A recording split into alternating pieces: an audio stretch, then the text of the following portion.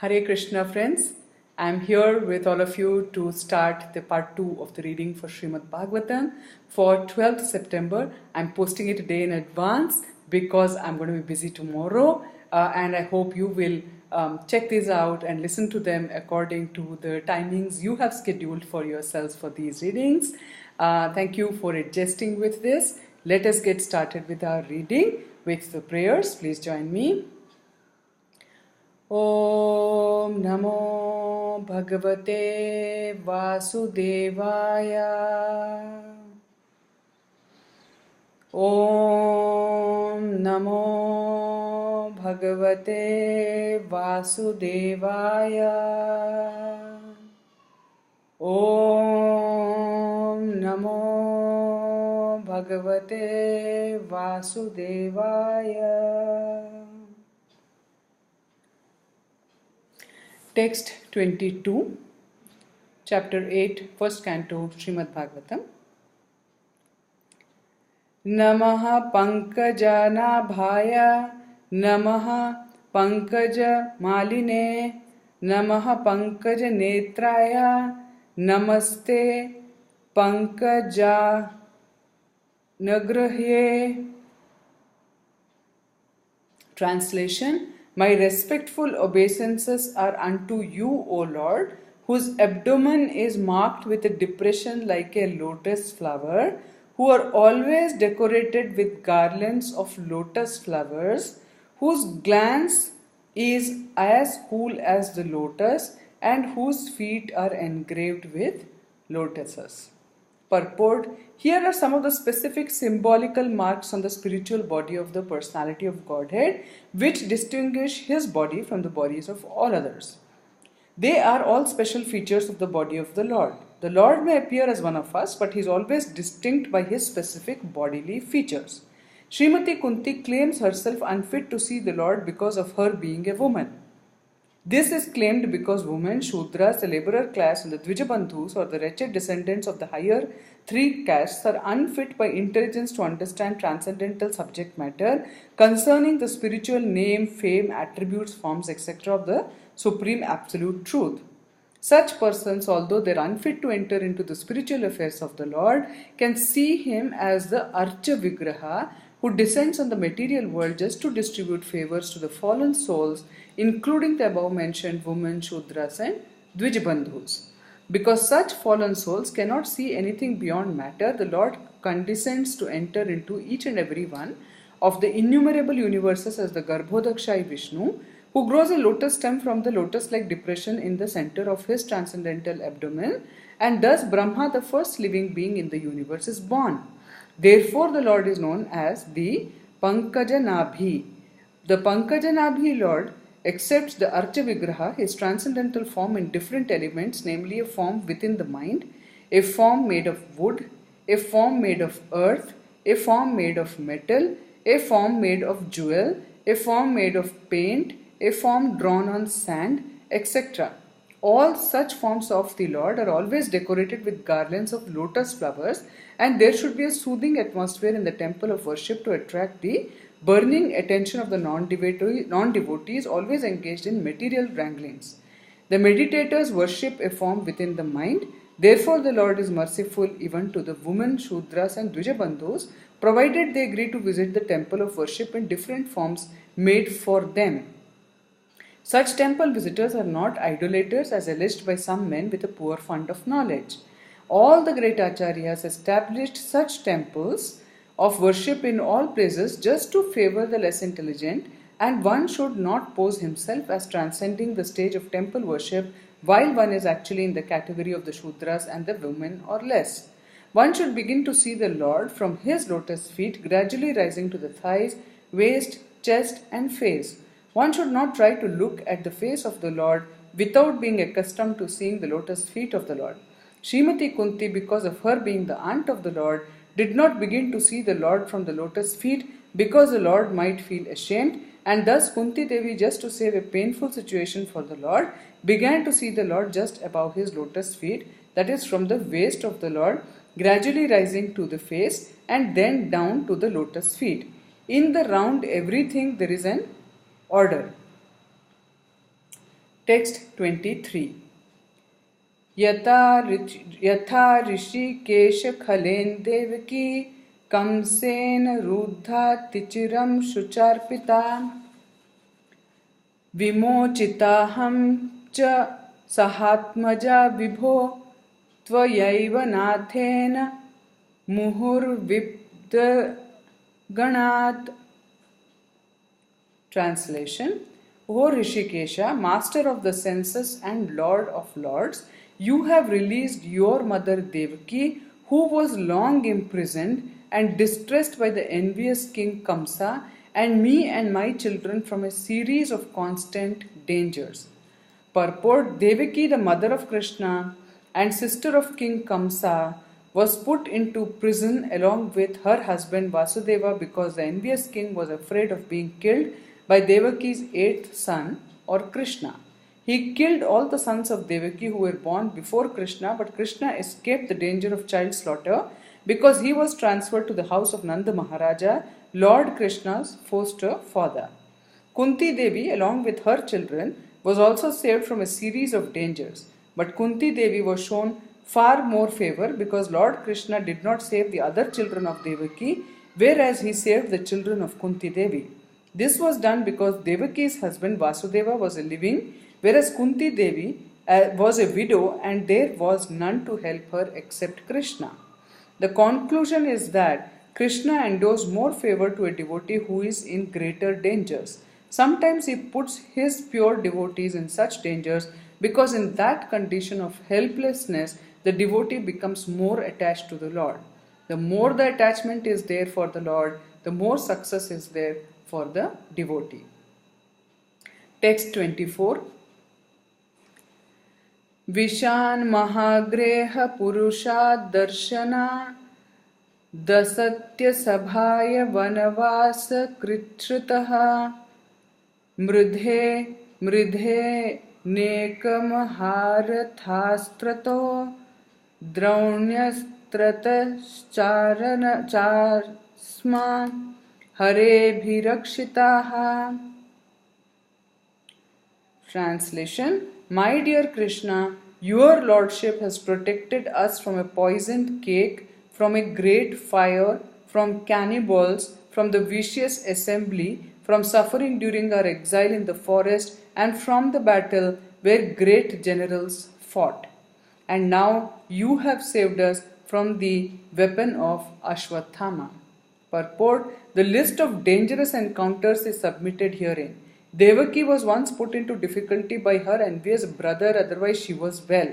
But Kunti Devi and her sons were put into one difficulty after another for years and years together. They were put into trouble by Duryodhana and his party due to the kingdom, and each and every time the sons of Kunti were saved by the Lord. Once Bhima was administered poison in a cake, once they were put into the house made of shellac and set afire, and once Draupadi was dragged out and attempts were made to insult her by stripping her naked in the vicious assembly of the Kurus. The Lord saved Draupadi by supplying an immeasurable length of cloth, and Duryodhana's party failed to see her naked. Similarly, when they were exiled from in the forest, Bhima had to fight with the man-eater demon Hidimba Rakshasa, but the Lord saved him. So it was not finished there. After all these tribulations, there was the great battle of Kurukshetra, and Arjuna had to meet such great generals as Drona, Bhishma and Karna, all powerful fighters. And at last, even when everything was done away with, there was the Brahmastra released by the son of Dronacharya to kill the child within the womb of Uttara, and so the Lord saved the only surviving descendant of the Kurus, Maharaja Parikshit. Text 25.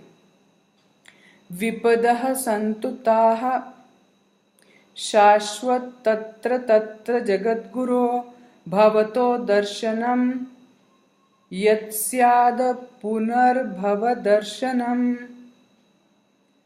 Translation. I wish that all those calamities would happen again and again so that we could see you again and again. For seeing you means that we will no longer see repeated births and deaths. Purport. Generally the distressed, the needy, the intelligent and the inquisitive who have performed some pious activities worship or begin to worship the Lord. Others who are thriving on misdeeds only, regardless of status, cannot approach the Supreme due to being misled by the illusory energy. Therefore, for a pious person, if there is some calamity, there is no other alternative than to take shelter of the lotus feet of the Lord. Constantly remembering the lotus feet of the Lord means preparing for liberation from birth and death. Therefore, even though there are so-called calamities, they are welcome because they give us an opportunity to remember the Lord, which means liberation. One who has taken shelter of the lotus feet of the Lord, which are accepted as the most suitable boat for crossing the ocean of nations, can achieve liberation as easily as one leaps over the holes made by the hoofs of a calf. Such persons are meant to reside in the abode of the Lord, and they have nothing to do with a place where there is danger in every step. This material world is certified by the Lord in the Bhagavad Gita as a dangerous place full of calamities. Less intelligent persons prepare plans to adjust to those calamities without knowing that the nature of this place is itself full of calamities. They have no information of the abode of the Lord, which is full of bliss and without trace of calamity. The duty of the sane person, therefore, is to be undisturbed by worldly calamities, which are sure to happen in all circumstances. Suffering all sorts of unavoidable misfortunes, one should make progress in spiritual realization because that is the mission of human life. The spirit soul is transcendental to all material calamities, therefore, the so called calamities are called false. A man may see a tiger swallowing him in a dream and he may cry for this calamity. Actually, there is no tiger and there is no suffering. It is simply a case of dreams. In the same way, all calamities of life are said to be dreams. If someone is lucky enough to get in contact with the Lord by devotional service, it is all gain. Contact with the Lord by any one of the 9 devotional services is always a forward step on the path going back to Godhead. Text 26. Janmaishvarya Shruta Shri Bhiredha Manamadaha Puman Naivarha Hatya Bidhatum Vai Twamakincha Nagocharam. Translation: My Lord, your Lordship can easily be approached, but only by those who are materially exhausted. One who is on the path of material progress, trying to improve himself with respectable parentage, great opulence, high education, and bodily beauty, cannot approach you with sincere feeling.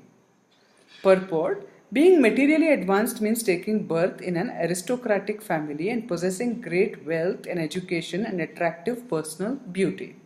All materialistic men are mad after possessing all these material opulences, and this is known as the advancement of material civilization. But the result is that by possessing all these material assets, one becomes artificially puffed up, intoxicated by such temporary possessions. Consequently, such materially puffed up persons are incapable of uttering the holy name of the Lord by addressing him feelingly, O Govinda, O Krishna. It is said in the Shastras that by once uttering the holy name of the Lord, the sinner gets rid of a quantity of sins that he is unable to commit. Such is the power of uttering the holy name of the Lord. There is not the least exaggeration in this statement. Actually, the Lord's holy name has such powerful potency, but there is a quality to such utterances also. It depends on the quality of feeling. A helpless man can feelingly utter the holy name of the Lord, whereas a man who utters the same holy name in great material satisfaction cannot be so sincere.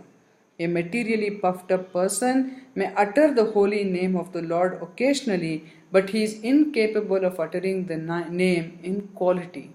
Therefore, the 4 principles of material advancement, namely high parentage, good wealth, high education, and attractive beauty, are, so to speak, disqualifications for progress on the path of spiritual advancement. The material covering of the pure spirit soul is an external feature as much as fever is an external feature of the unhealthy body.